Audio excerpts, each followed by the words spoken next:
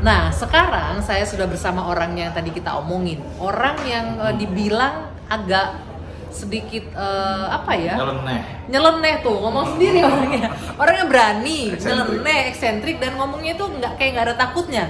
Mas Boyamin, itu emang benar nggak takut ngebongkar kasus-kasus besar, kasus korupsi besar loh ya, mulai dari kasus Joko Chandra, bahkan nyinggung-nyinggung pimpinan KPK loh soal gaya hidupnya. Ya nggak apa-apa, kan sama-sama makan nasi kan. Oh, poinnya sama-sama makan nasi. Iya, itu satu. Kedua kan dulu sudah diajari sejak kecil itu suruh tidur di kuburan. Jadi biasa saya tidur di kuburan sendiri di pojok kampung yang tidak ada listriknya itu pernah. Tunggu, hubungannya apa di kuburan sama Ya kan untuk jadi pemberani. Oh gitu. Kan? Tapi kan ini beda. Koruptor dengan hal-hal. Iya, hantu aja nggak takut kok. Masa yang cuma dengan makan nasi aja takut. Oh gitu, mainnya gitu. Kan? Di desa tidak ada lampunya, maksudku berdoa supaya tidak ngantuk biar takut itu. Ternyata tidur juga. Aku kelonin nih kuburannya malahan gitu kan. Nah, itu. Masa SMP itu. Oke. Terus kemudian zaman tahun 94 96 itu kan saya membela Kedung Ombo karena LBH Semarang. Ya, waktu itu sampai tidak lulus litsus. Jadi DPO istilahnya tentara lah gitu kan, ABRI waktu itu gitu kan, karena memimpin golput segala macam. Kalau kira-kira hilang gitu kan ya masa-masa itu. Nah, kira-kira gitu kan. Iya. Kalau sekarang ini kan udah bonus ya, kira-kira kan gitu. Jadi apalagi udah bonus. Iya, berarti kan udah bonus ya. Sekalian ngapain nanggung-nanggung gitu. Nah, itu pertanyaan saya, apa yang membuat Mas Boy itu nggak takut dengan kondisi sekarang? Kan semua gampang. Banyak nih yang mengkritisi, kemudian akhirnya berujung dengan kasus hukum. Yang bersuara kencang akhirnya banyak yang mundur pelan-pelan. Yang bikin Mas Boy saya itu kan sejak 2012 itu teror kan hanya tinggal uang aja di mulut. Terakhir saya diculik orang itu 2011. Tapi culikannya juga lucu, masa diculik diserahkan polisi. Alasannya kemudian dilaporkan pencemaran nama baik gitu kan. Oh gitu. Ya saya seneng-seneng aja kalau begitu. Teror gitu. apa sih yang paling, kalau bisa dibilang mengerikan ya netizennya, apa? Tidak saya sebutkan. Kasihan nanti netizen menjadi kurang semangat kan gitu kan. Makanya saya kasihkan tadi yang lucu-lucu aja. Diculik tapi ternyata dibawa kantor polisi gitu kan. Dikira polisinya mendukung dia kan gitu kan, 9 orang gitu kan. Nah, kalau menculik kan berarti dia niatnya juga bukan menculik, itu hanya untuk neror aku aja supaya mencabut suratku apa di Jambi sana. Itu sering begitu ya? Iya, sekali aja.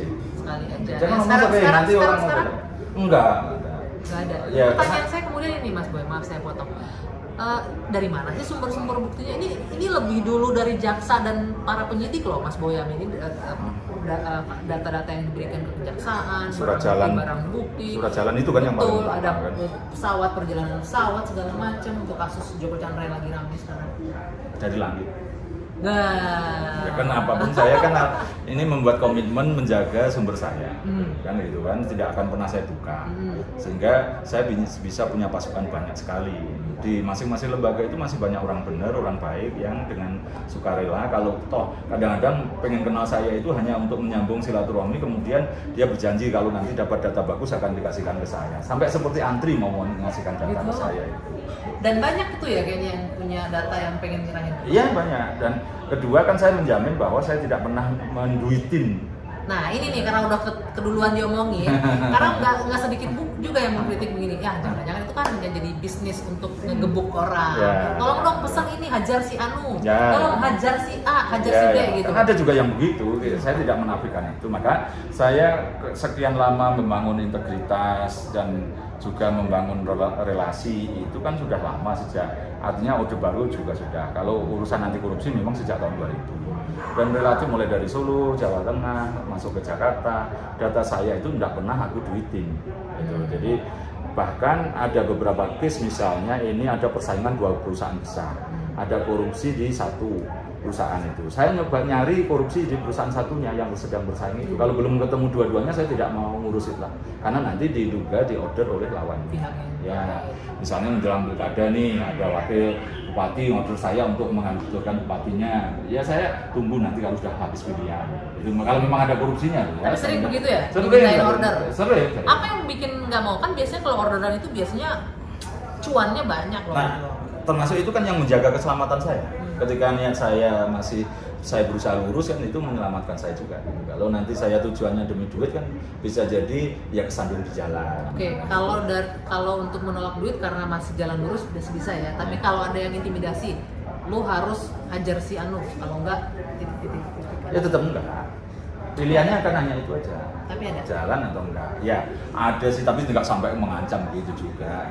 Kamu ini serang ini misalnya gitu. Ya ada juga, ada yang model gitu, tapi kemudian saya pilih ini kepentingannya hanya kepentingan dia dendam atau ada kepentingan yang lain lebih besar. Kalau dendam saya ambil kok, karena menjadi suatu yang halal, orang memberantas korupsi itu dari sebuah motivasi, misalnya tidak dapat bagian. Gitu kan? Jadi boleh halal. Jadi karena nggak kebagian akhirnya mau bongkar. Gitu. Ya. Kalau di KPK itu ada whistleblower atau justice collaborator gitu. Ya, misalnya kan gitu. Atau dia misalnya ingin menggulingkan kepala dinas atau bahkan dirjennya misalnya. Sepanjang datanya kuat saya ambil. Toh belum tentu dia nanti yang gantiin kan? Kan gitu kan, misalnya seperti itu kan gitu kan. Banyak kejadian seperti itu juga. Ini ngomong-ngomong soal yang masih hangat, hari ini kan dipanggil sama Dewas KPK ya. Untuk sidang komite etiknya pimpinan KPK. Itu infonya pertama kali dapat dari mana sih pimpinan dari KPK lagi. Itu? Nah, itu loh. Itu kan kita tujuannya cari tahu. Dari mana? Dapat info pimpinan KPK naik helikopter pribadi gitu-gitu. Iya, waktu itu bahkan saya di Solo. Itu kejadiannya di Palembang. Dalam jangka waktu hanya berjalan 3 jam, 5 jam sudah nyampe ke saya kok. Gitu. Jadi itu sesuatu yang gampang aja karena saya membangun jaringan sudah lama, bahkan itu berjenjang sampai 5 orang dari A ke B ke C ke D ke E baru ke saya. Jadi layernya berlapis kalau nah, saya selalu menjaga kerahasiaan itu dengan cara kemudian saya pindahkan ke handphone lain, saya foto, kemudian tidak bisa terlacak itu asalnya dari mana. Misalnya handphone saya hilang, kecuri orang atau disedot orang, itu pun juga sudah nggak ketahuan asalnya dari mana. Ketika saya menerima itu, saya buka, terus saya foto pakai handphone lain. Saya pinjam teman, foto dulu, baru dia saya buka, saya foto balik, foto lagi, ulang. Oh ribet ya? Iya, mau nggak mau. Menjadi kerahasiaan tadi. Nah, tapi pernah ada yang coba untuk mencuri informasi? Informasi kemarin sempat itu yang ya ada orang yang mau WA gitu, tapi kan kemudian ada cara 2 langkah itu cepet-cepet saya buat kunci 2 langkah ya cuma itu aja, WhatsApp aja enggak. Dan itu pun WhatsApp kan juga semua kalau toh data sudah saya keluarkan semua saya salurkan, kalau diambil orang pun juga tidak ada ruginya. Iya, ada isinya tapi kan tidak ada ruginya. Udah saya misalnya data ini sudah saya laporkan kemana, data ini sudah saya laporkan kemana, tidak ada yang saya simpen kok gitu. Nah Mas Boy, ini kan yang lagi rame selain kasus Dewas lagi jalan pemeriksaan ya, terus ada juga kasus Joko Chandra. Kalau nggak salah kan itu lengkap berkas soal Jaksa Pinangki Mas Boy memberikan ya. Nah, apa yang mengejutkan pertama kali ketika Mas Boy tahu soal fakta kasus Joko Chandra itu? Ya kalau terkait dengan awal itu kan sebenarnya kecerobohan lawyernya sendiri ketika ngomong bahwa ketika mengajukan PK itu memenuhi persyaratan prosedur yaitu melampirkan KTP.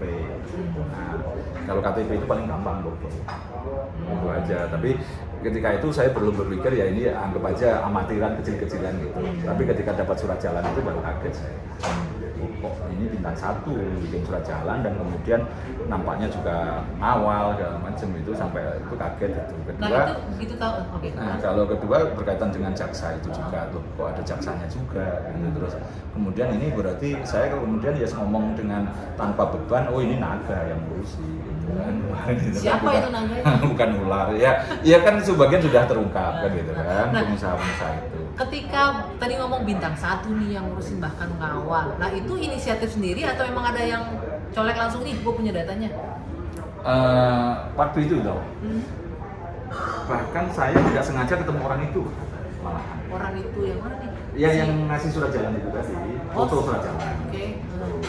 Agak mengurusi urusan lain, tapi dia kemudian punya itu, gitu. Terus saya foto, terus saya bawa ke Palembang, gitu kan. Yang ngurusi Pak Firly ini sebenarnya, tapi saya suruh foto teman-teman saya Palembang, baru saya suruh buka saya foto lagi. Jadi tidak terlacak bahwa saya itu memperolehnya di mana. Tapi kalau hanya foto jepret itu jam berapa, saya ketahuan kalau di profil dari itu, oh ternyata hari ini di Luansa. Misalnya foto apa, itu ketahuan. Berarti ketemu Luansa, ketemu Anggi misalnya. Oh berarti yang ngasihkan data Anggi. Nah saya sudah lebih jauh dari itu untuk mengenalkan itu. Termasuk untuk kasus-kasus yang besar-besar. Ya. Oke. Oke, kalau gitu Mas Boy, terima kasih loh atas waktunya ini. Tapi sekali lagi tetap nggak ada rasa takut ya, termasuk juga buat keluarga di rumah. Ada bahasa saya banyak yang bertanya, apa nggak kasihan anak-anaknya nanti kalau gitu. Ya saya balik begini, kalau saya misalnya pun harus meninggal muda, anak saya jadi militan dan mandiri, lebih baik daripada saya umur 90 tahun anak saya jadi manja-manja. Tapi ini kan soal pilihan. Soal meninggal, banyak orang meninggal tidur ngorok, meninggal juga banyak. Nah kalau sama-sama saya umur saya 60 gitu, ketika saya jadi penakut kan nggak ada gunanya. Tapi kalau saya berani ya meskipun tetap koridor hukum, tetap koridor saya tidak pengen menyakiti orang gitu kan. Kalau toh dia di penjara karena memang akibat ulahnya dia sendiri bukan karena saya gitu ya. Artinya pada posisi itu kan rata-rata kemudian saya pernah sering gitu datang ke Sukamiskin ketemu orang-orang yang di penjara di sana, rata-rata welcome aja, bahkan ngasih data juga misalnya yang lebih kuat, lebih besar gitu. Karena nggak mau masuk sendiri ya. Iya, itu justru saya sering ke sana dulu sebelum corona itu hampir sebulan sekali absen di Sukamiskin saya.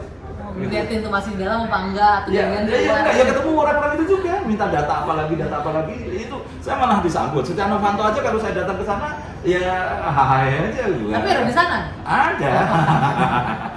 Ngomong-ngomong berapa paling tinggi yang pernah ditawarin ke Mas Boyamin? Dalam artian ya puluhan miliar tadi. Ada. Kalau 4, 5 itu terlalu sering. Ya 1 sampai 5 itu terlalu sering. Tapi puluhan ya pernah ada. Nggak tergoda? Ya kan kalau saya sebagai orang desa gitu rasanya dan sudah bisa begini itu kan bersyukur. Tapi kan manusia bukan malaikat. Iya tapi kan rezeki yang lain ada. Iya. Gitu aja kan. Ya kadang-kadang rasanya ya manusiawi. Kok nggak saya terima ya cuma disuruh diam aja sebenarnya kan gitu kan. Karena kan saya gampang alasan pada teman-teman media misalnya ada yang tanya, wah aku lagi repot ngurus ini yang lebih besar kan gampang. Sebenarnya kalau untuk bahasa ngeles itu tapi rasanya tetap nggak tega. Saya dibesarkan media, masa saya mengkhianati media dengan memanfaatkan media untuk nyari duit itu rasanya tetap nggak tega juga. Oke, thank you Mas Boy, terima kasih ya atas waktunya, sehat selalu ya. Oke, tetap berjuang di jalan yang lurus ya. Oke, thank you. Oke, itu tadi Boyamin Saiman. Nah, kita akan cari lagi informasi lain dan menarik di Zoom episode berikutnya. Itu kan di Twitter juga rame tuh Mas. Ada nama akunnya apa? El Diablo ya? Yang digembok itu. Dia kan ngebeberin semua. Data-datanya sama nggak sama kayak Mas Boy? Enggak, dia lebih memperdalam misalnya tentang ini perjalanan karirnya Jaksa Pinangki. Iya, itu kalau itu aku lebih tahu kalau itu. Apa tuh? Cerita dong. Tapi maksudnya yang dia perdalam itu adalah tentang sewa pesawatnya pribadi. Itu kan bahkan sampai manifestnya pesawat PKTWE gitu kan sampai ada semua itu dia yang memang itu benar. Terkonfirmasi. Jaksa Pinangki membayar sendiri. Oh bukan, kalau itu kan lain. Itu kan membayar tiket kepada itu aku yang punya. Okay. Artinya itu pesawat pribadi. Yang tadi Diablo itu pesawat pribadi yang dinaiki Joko Chandra. Udah ya, itu kan ke sini. Tiket ke Malaysia ya terus ini kan yang kaitannya tiket Malaysia. Saya memang dapat sendiri bahwa Pinangki membiayai Anita. Itu artinya kan kalau ini dalam rangka sosial kan nggak mungkin mengurusi ya. Artinya kemudian saya menyambungkan ketika Pinangki pasti ada suatu pamrih itu diduga itu tadi akan kalau berhasil mengurusi fatwa dan Joko Chandra bebas maka akan dapat janji berupa 10 juta US. Dan itu pun diduga dikamuflase dalam bentuk transaksi saham perusahaan Powerline atau ya. Jadi kalau Diablo memperdalam itu yang kaitannya pesawat pribadi yang dinaiki Joko Chandra. Sama ada perjalanan karir dan kehidupan pribadinya Jaksa Pinangki dibongkar habis kan sih? Lebih banyak aku. Termasuk yang itu kan Diablo ngomong hakim, padahal kan bukan hakim, kan jaksa. Sama jaksa ya? Iya. Jaksa itu masih aktif nggak sekarang? Sudah meninggal. Oh sudah meninggal. Jadi benar ceritanya sudah meninggal itu? Iya. Terus menikah lagi dengan Yogi yang polisi. Tapi sebelumnya ada cerita juga di KPK ada orang yang dilaporkan selingkuh dan orangnya ini laki-lakinya mengaku sampai dia dipecat. Waktunya katanya begitu. Terus kemudian ya proses-proses yang lebih lengkap kalau awal-awal wartawan Maher Subhono Arif. Itu lebih lengkap karena dia dari ponakannya dan dari istrinya. Tapi sekarang ditutup, nggak tahu kenapa video YouTube-nya. Gitu. Nah, itu tapi saya juga masih lebih banyak dari itu juga. Apa dong yang bisa dibagi, yang di-share, yang bisa dikonsumsi? Enggak kan, selaku detektif swasta urusan korupsi, saya kan nggak ngurusi urusan pribadi. Iya, nah itu dia, makanya saya baru ngomong. Kalau tidak terkait dengan korupsi, betul. misalnya Nur Hadi kemarin, karena istrinya itu diduga bertemu dekat, katakanlah punya pacar lah gitu kan, dengan orang lain. Nah, orang lain itu kan aku minta digunting sehingga ketahuan nanti persembunyiannya itu akan buka dan belakangan kan tertangkap gitu kan, sebelumnya kan tidak mungkin saya ceritakan. Nah, kalau dengan Pinangki, ya setahu saya dia punya suami, terus meninggal gitu kan, tapi pada saat suaminya meninggal nampaknya cerita sakit pun tidak ngurusi gitu kan, ya karena masih muda kan gitu kan, dan nampaknya sudah ini punya rencana mau menikah lagi dengan orang lain karena suaminya sudah tua sakit-sakitan. Tapi karir dia sebagai jaksa itu bagaimana Mas Yono? Memang seorang jaksa dengan apa? Oh enggak. Kan pernah waktu di Cibinong tugas anggota aja dia sudah bermasalah dan dihukum satu tingkat karena dianggap melangkahi pimpinan. Terus kemudian berikutnya ya cuma di administrasi. Belum pernah setahu saya, apalagi dia menuntut kasus korupsi atau menuntut kasus korupsi belum pernah. Dia kemudian karena di perencanaan itu karena memang ya nampaknya posisinya pengetahuan, pengalaman dan ilmunya yang di situ saja.